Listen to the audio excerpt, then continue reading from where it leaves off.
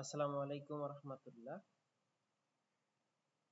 বর্তমানে electrician ABC licence এর আবেদন চলমান আছে। তো অনেকেরই প্রশ্ন যে ইলেকট্রিশিয়ান লাইসেন্স কিভাবে করব, আমার যোগ্যতা কি লাগবে, কি কি কাগজপত্র লাগবে, কত টাকা লাগবে এবং কত তারিখে আমাদের আবেদন শেষ হবে। তো সামগ্রিক যে বিষয়গুলো আছে ইলেকট্রিশিয়ান লাইসেন্সের যে সিলেবাস, আপনার যে পরীক্ষা হবে এই পরীক্ষার সিলেবাস, তো সম্পূর্ণ বিষয় নিয়ে আলোচনার চেষ্টা করব ইনশাআল্লাহ। তো দেখেন, আপনারা জানেন যে ডিসেম্বরের গত 18 তারিখ থেকে আবেদন শুরু হয়ে গেছে ইলেকট্রিশিয়ান এবিসি লাইসেন্সের, এবং এই আবেদন শেষ হবে 2025 সালের জানুয়ারির 19 তারিখে। তো এটা হচ্ছে লাইসেন্স গাইড। এটা মূলত আপনারা বিদ্যুৎ লাইসেন্সিং বোর্ডের ওয়েবসাইট থেকে পেয়ে যাবেন অনায়াসে। তো আজকে আলোচনা হবে যে ইলেকট্রিশিয়ান লাইসেন্স করতে আপনার যা যা প্রয়োজন, এ টু জেড আলোচনা হবে। এই যে দেখেন, 6 নম্বর যে অধ্যায়, তো এই 6-এ দেখেন ইলেকট্রিশিয়ানদের ইলেকট্রিশিয়ান লাইসেন্স বিষয় শ্রেণী। এখানে সি, ডি এবং এ তিনটাই করতে পারবেন। পরীক্ষায় অংশগ্রহণের জন্য যা যা লাগবে দেখেন, বিজ্ঞপ্তি প্রকাশের পর বিজ্ঞপ্তিতে উল্লেখিত সময়ের মধ্যে ইলেকট্রিশিয়ান লাইসেন্স পরীক্ষায় অংশগ্রহণে ইচ্ছুক প্রত্যেক প্রার্থীকে নির্ধারিত কোডে চালানের মাধ্যমে উল্লেখিত লাইসেন্স ফির টাকা ব্যাংকে এবং সেন্টার ফির টাকা মোবাইল ব্যাংকিং এর মাধ্যমে প্রদান করে নিম্ন বর্ণিত দলিলাদি সহ অনলাইনে আবেদন করতে হবে। দেখেন কি কি লাগবে। 1 নম্বরে বলছে যে প্রার্থীর সদ্য তোলা পাসপোর্ট সাইজের ছবি লাগবে, প্রার্থীর শিক্ষাগত যোগ্যতা সনদপত্র লাগবে। এরপরে হচ্ছে কোনো স্বীকৃত প্রতিষ্ঠান বা লাইসেন্স প্রাপ্ত কোনো বৈদ্যুতিক ঠিকাদার কর্তৃক প্রদত্ত অভিজ্ঞতা সনদ থাকতে হবে আপনার। অর্থাৎ কোনো স্বীকৃত প্রতিষ্ঠান থেকে যদি আপনার অভিজ্ঞতা সনদ থাকে তাও হবে, এবং যদি কোনো লাইসেন্স প্রাপ্ত কোনো বৈদ্যুতিক ঠিকাদার প্রতিষ্ঠান থাকে তাদের থেকে যদি আপনার কাজের কোনো এক্সপিরিয়েন্স থাকে, তাদের প্রতিষ্ঠানে কাজ করার যদি কোনো এক্সপিরিয়েন্স থাকে, তো সেই এক্সপিরিয়েন্সের অভিজ্ঞতা সনদ লাগবে। অর্থাৎ অবশ্যই আপনাকে কোনো প্রতিষ্ঠানে আপনি কাজ করছেন, চাকরি করছেন, সেটা স্বীকৃত প্রতিষ্ঠান হতে হবে, বা আপনি যে প্রতিষ্ঠানে কাজ করছেন ওই প্রতিষ্ঠানে যদি বৈদ্যুতিক ঠিকাদারি লাইসেন্স থাকে, তো তাহলে তাদের কাছ থেকে আপনি অভিজ্ঞতা সনদ নিতে পারবেন। এরপরে হচ্ছে জাতীয় পরিচয়পত্র লাগবে আপনার, অবশ্যই লাগবে জাতীয় পরিচয়পত্র, এবং ফি প্রদান সম্পর্কিত চালানের কপি থাকতে হবে। তো ইলেকট্রিশিয়ান লাইসেন্সের জন্য প্রার্থীর কি কি যোগ্যতা থাকতে হবে সেইটা দেখেন। এক হচ্ছে কোনো স্বীকৃত বোর্ড থেকে কমপক্ষে জুনিয়র স্কুল সার্টিফিকেট বা সমমান পরীক্ষায় আপনাকে উত্তীর্ণ হতে হবে। অর্থাৎ আপনার কমপক্ষে আপনি 8ম শ্রেণী পাস থাকতে হবে আপনার। এরপরে বলা হচ্ছে কোনো স্বীকৃত প্রতিষ্ঠান থেকে ইলেকট্রিক্যাল ট্রেডের ওপর কমপক্ষে 6 মাসের প্রশিক্ষণ অথবা স্বীকৃত প্রতিষ্ঠানে বৈদ্যুতিক কাজে কমপক্ষে 2 বছরের বাস্তব অভিজ্ঞতা থাকতে হবে। অর্থাৎ যদি আপনার 6 মাসের কোনো প্রশিক্ষণের সনদ থাকে আপনার শিক্ষা জীবনে, যেমন যুব উন্নয়নগুলোতে কিন্তু 6 মাসের ট্রেড কোর্স করায় আর কি, যদি এই ধরনের আপনি কোনো ট্রেড কোর্স করে থাকেন ইলেকট্রিক্যাল ট্রেডের ওপর, তাহলে আপনি ওই যে ট্রেড সার্টিফিকেট 6 মাস মেয়াদি, এটা দিয়েও আবেদন করতে পারবেন। যদি আপনার এটা না থাকে, সেক্ষেত্রে আপনি এর আগে যে প্রতিষ্ঠানে কাজ করেছেন বা কাজ করতেছেন সেই প্রতিষ্ঠানে কমপক্ষে আপনাকে 2 বছর কাজের অভিজ্ঞতা থাকতে হবে। অর্থাৎ ওই প্রতিষ্ঠানের সাথে আপনি 2 বছর ধরে বা 2 বছরের বেশি সময় ধরে আপনি কর্মরত আছেন, এই ধরনের প্রতিষ্ঠান থেকে আপনাকে একটা অভিজ্ঞতা সনদ নিতে হবে। এরপর আপনার বয়স অবশ্যই 18 বছর হতে হবে। এই গেল আপনার ইলেকট্রিশিয়ান লাইসেন্সের যোগ্যতা এবং অংশগ্রহণের জন্য যে আবেদন করবেন কি কি লাগবে এই বিষয়ে গেল। এরপরে হচ্ছে আবেদনের ফি সমূহ। দেখেন, যদি আপনি শুধু সি ক্যাটাগরির আবেদন করেন তাহলে আপনার ফি গুনতে হবে মাত্র 90 টাকা। যদি শুধু বি ক্যাটাগরি অ্যাপ্লাই করেন এক্ষেত্রে আপনার 150 টাকা ফি প্রয়োজন হবে, এবং বি এবং সি যদি দুইটা একসাথেই করেন তাহলে আপনার ফি গুনতে হবে 240 টাকা।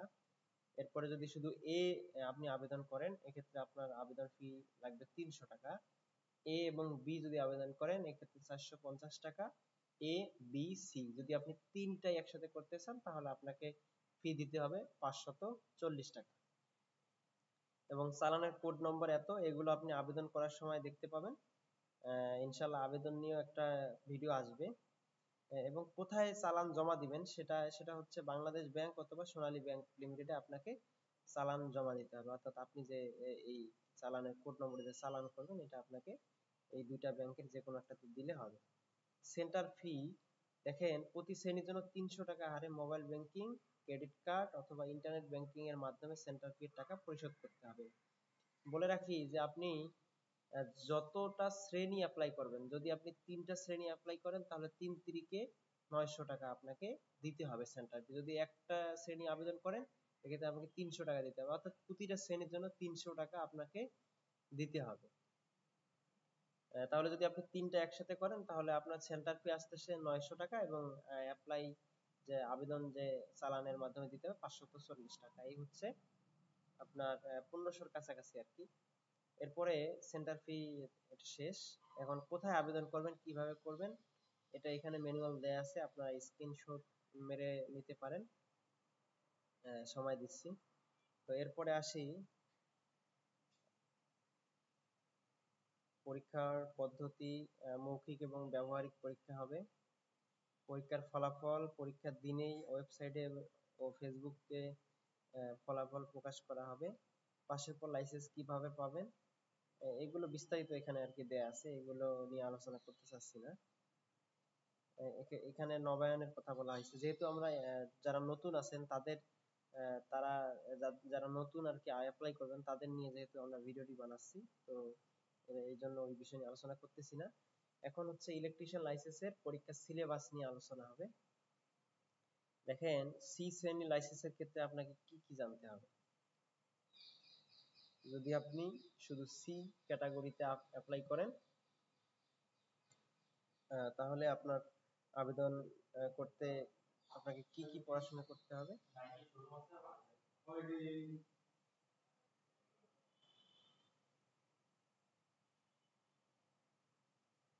তো এখানে দেখেন, বিদ্যুৎ সম্পর্কিত আপনার প্রাথমিক ধারণা থাকতে হবে। এরপরে হচ্ছে ওয়্যার এবং কেবল সম্পর্কে ধারণা থাকতে হবে। হাউস ওয়্যারিং সম্পর্কে ধারণা থাকতে হবে। হাউস হোল্ড অ্যাপ্লায়েন্স সম্পর্কে ধারণা থাকতে হবে। সোলার সিস্টেম, ব্যাটারি সম্পর্কে ধারণা থাকতে হবে। আর্থিং সম্পর্কে ধারণা থাকতে হবে। সার্ভিস কানেকশন, বৈদ্যুতিক মিটার সম্পর্কে ধারণা থাকতে হবে। সাধারণত হ্যান্ড টুলস, পরিমাপ যন্ত্রপাতি, সেফটি ডিভাইস সম্পর্কে আপনার ধারণা থাকতে হবে। নিরাপত্তা বিধি ও অন্যান্য বিষয় যেগুলো আছে, আপনারা এগুলো পড়ে নেবেন। এগুলো আপনারা স্ক্রিনশট মেরে আপনি আপনি এগুলো দেখে নেবেন। এরপরে হচ্ছে বি ক্যাটাগরির জন্য DC generator, DC motor, AC generator, হ্যাঁ এসি মোটর, তারপর lift, x escalator, refrigerator, air conditioner, এগুলো নিয়ে আপনাকে পড়াশোনা করতে হবে। সর্বশেষ এ শ্রেণীর জন্য পাওয়ার স্টেশন, হ্যাঁ substation, grid substation, transformer, switch gear, power factor improvement, transmission distribution line, হ্যাঁ এইগুলো আপনাকে পড়াশোনা করতে হবে। তো বলে নেই যে শুধু সি ক্যাটাগরি হচ্ছে আমাদের সিঙ্গেল ফেজ যে আমাদের সিস্টেম আছে, এইটা নিয়ে মূলত 230 ভোল্ট যে সরবরাহ, এই বিষয় নিয়ে আপনাকে প্রশ্ন করা হবে। সিঙ্গেল ফেজের মধ্যে যা যা আছে এখানকার সিলেবাসে যেগুলো দেখতে পেলেন। আর বি ক্যাটাগরির জন্য হচ্ছে 3 ফেজ ব্যবস্থা, 400 ভোল্ট, মোটর কন্ট্রোলিং, এগুলো নিয়ে আপনাকে প্রশ্ন করা হবে। এবং এ ক্যাটাগরি হচ্ছে 400 ভোল্টের উপরে যে ভোল্টেজের লাইনের কাজগুলো আছে, substation, transformer, switch gear, power factor improvement plan, হ্যাঁ ট্রান্সমিশন ডিস্ট্রিবিউশন লাইন, এগুলো নিয়ে আপনাকে আর কি প্রশ্ন করা হবে। তো এখানে তেমন কিছু আর নাই। তো এই হচ্ছে এবিসি লাইসেন্স সংক্রান্ত বেসিক ধারণা। তো অবশ্যই কমেন্টে জানাবেন যদি আরো বিস্তারিত ভাবে জানতে চান।